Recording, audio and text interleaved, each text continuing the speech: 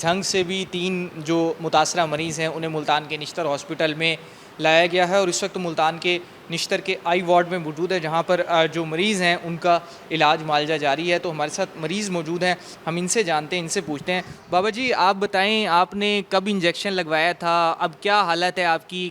کیا کوئی تکلیف تو نہیں ہے؟ تکلیف تو بڑی ہے۔ انجیکشن تو آنکھ کا نا، آنکھ کا انجیکشن 1 ماہ پہلے میں لگوایا تھا، اس سے کوئی تکلیف نہیں ہوئی۔ جو دوسرا لگایا اور 16-17 گھنٹے کے بعد بہت زیادہ تکلیف ہوئی ہے۔ میری آنکھ تو بنا سے میری چلی گئی ہے، میں بندہ تو بیکار ہو گیا ہوں۔ یہ بتائیں بابا جی، پہلے آپ کو نظر آتا تھا؟ صحیح نظر آتا تھا؟ بالکل بالکل صحیح نظر آتا تھا۔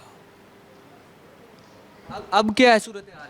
آج صورتحال آنکھ بالکل چلی گئی ہے، بالکل بھی نظر نہیں آ رہا؟ بالکل بھی نظر نہیں آ رہا۔ لواحقین بھی موجود ہیں، 3 جو مریض یہاں پر لائے گئے ہیں اور ملتان کے اور بھی ہسپتالوں میں جو مریض موجود ہیں ان کے لواحقین موجود ہیں، ان سے ہم جانتے ہیں۔ آپ بتائیں کیا کہیں گے؟ یہ انہوں نے تو انجیکشن لگوایا تھا، ڈاکٹر کے پاس گئے تھے کہ ان کی آنکھ جو تھوڑی بہت تکلیف تھی وہ دور ہو جائے، یہ تو آنکھ ہی ضائع ہو گئی۔